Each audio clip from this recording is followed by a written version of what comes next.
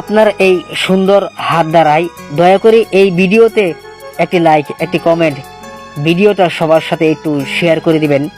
আপনার এই সুন্দর হাতের মর্যাদা পাবেন। আপনার প্রত্যেকটা ভিডিওতে আমি লাইক, কমেন্ট, শেয়ার এবং 3টা কপি লিঙ্ক করে চলে আসবো।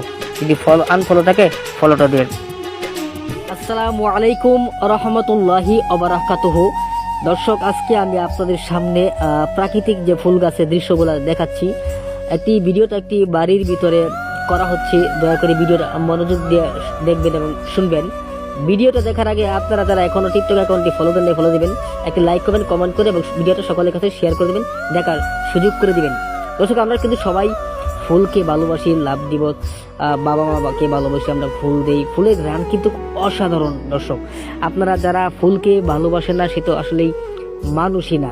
জান্নাতের বাগানও কিন্তু ফুল থাকবে।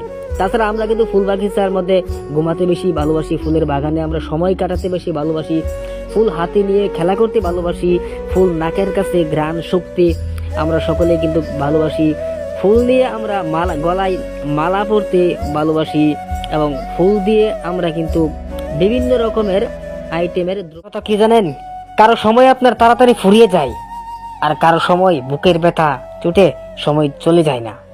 সুখের সময় আপনি ধরে রাখতে পারেন না, কিন্তু দুঃখের সময়টা তিল তিল করে সময় সেকেন্ড টের পাওয়া যায়।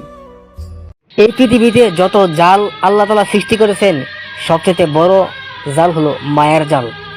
মায়ের জালে একবার যারা জড়াইয়া পড়বে, আসলে তাদের ছিটকানোর কোনো ভাবনাই ভাই। তাই মায়ের জালে পড়ার আগে একটু হুঁশিয়ার হয়ে যাও।